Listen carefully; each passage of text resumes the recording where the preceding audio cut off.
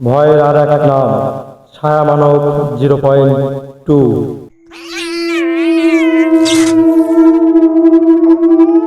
আসসালামু আলাইকুম এভরিওয়ান। ছায়া মানব 0.2 থেকে আমি রাব্বি আছি আপনাদের সাথে। ভয়ঙ্কর সব ভূতের গল্প শুনতে অবশ্যই আমার এই চ্যানেলটিকে সাবস্ক্রাইব করে রাখবেন। আজকের যে ঘটনাটি আপনাদের মাঝে শেয়ার করব, ঘটনাটি ঘটেছিল নওগাঁ জেলার এক প্রত্যন্ত গ্রামে। বেশি কথা না বলে সরাসরি ঘটনায় চলে যাব। গ্রামের মানুষজন এক তান্ত্রিককে চিনত। তান্ত্রিকের নাম ছিল হাশেম ফকির। লোকটা বড়ই অদ্ভুত ছিল। তাকে দিনের বেলা বাইরে দেখা গেলেও সূর্য ডোবার পর তাকে আর গ্রামের বাইরে দেখা যেত না। এক রাতে পাশের এক গ্রামে একটি পরিবারে অদ্ভুত এক ঘটনা ঘটে। ঘটনাটি একদিন নয়, কয়েকদিন ধরেই ঘটছিল। সেই পরিবার থেকে হাশেম ফকিরকে ডেকে নিয়ে যাওয়া হয়। হাশেম ফকির শুধু সে বাড়িতে গিয়ে একটি কথাই বলেছিল, আজ রাতে তোমাদের যদি কেউ ঘরের বাইরে থেকে ডাক দেয় তবে তোমরা কেউ উত্তর দেবে না। হাশেম ফকির সহ সে বাড়ির বাকি সদস্য সবাই এক রুমের মধ্যে। রাত প্রায় 2টা বাজে। এখানে ঘটনাটি বলে রাখা ভালো, পায়ের শব্দটি শোনা যেত প্রায় রাত 2টা থেকে 3টার দিকে। সেদিন ঘটনার উল্টো চিত্র ঘটে। প্রতিদিনের তুলনায় সেদিন আর পায়ের শব্দ শোনা যায়।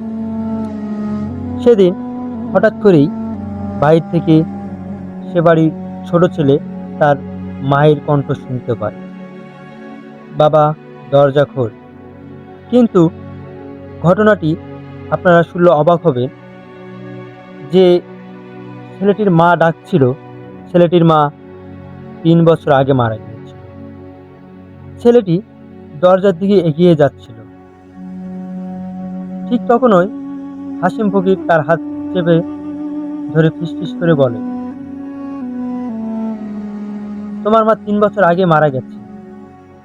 সঙ্গে সঙ্গে ছেলেটি তার স্বাভাবিক অবস্থায় ফিরে আসে। এতক্ষণ ছেলেটি ছিল একটি ধান্দার মাঝে। ঘরের মাঝে সবাই জমে গেল। এমন অদ্ভুত একটা, তার মা 3 বছর আগে মারা গেছে, সেই ব্যক্তি আবার ঘরের বাইরে থেকে ডাকছে। তারপর বাইরে থেকে আবার ডাকে। এবার ভিন্ন একটি ডাক এলো। আপনারা শুনলে আর অবাক হবে। এবার গলাটা ছিল হাশেম ফকিরের নিজের গলা। হাশেম, দরজা খোল, আমি বাইরে দাঁড়িয়ে আছি।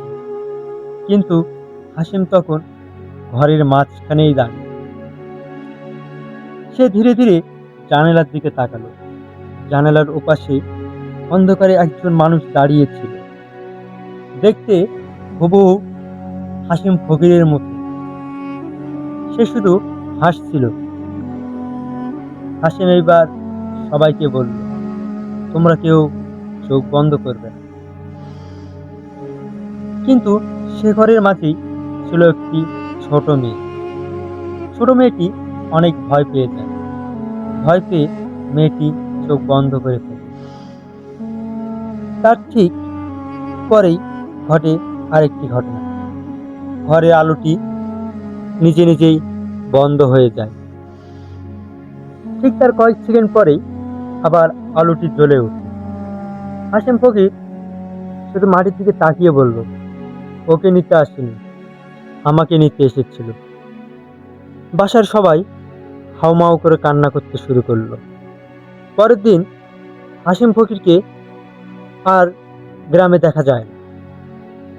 হাশেম ফকিরের বাসায় হাশেম ফকিরের ঘরের মাঝে তার লাঠিটা পড়ে আছে, আর লাঠির পাশে মাটিতে পাশাপাশি দুটো পায়ের ছাপ। একটা গ্রামের দিকে গেছে, আর একটা গেছে নদীর দিকে। কিন্তু দ্বিতীয় পায়ের ছাপগুলো ছিল অদ্ভুত। সেগুলো মানুষের পায়ের ছাপ ছিল না। আজকের মতো এখানেই শেষ। ঘটনার দ্বিতীয় পর্বটি শুনতে অবশ্যই আমার এই চ্যানেলটিকে সাবস্ক্রাইব করে রাখবেন। আসসালামু আলাইকুম, সবাই ভালো থাকবেন।